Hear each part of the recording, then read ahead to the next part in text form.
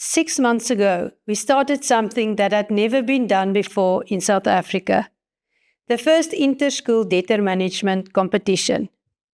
Schools were given monthly tasks, dedicated system actions and performance targets.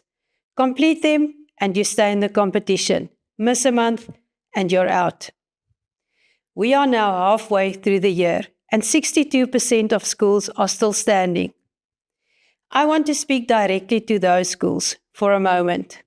You did not have to do this. Nobody forced you. Month after month, alongside everything else on your plate, you showed up, you did the work, and you held the standard.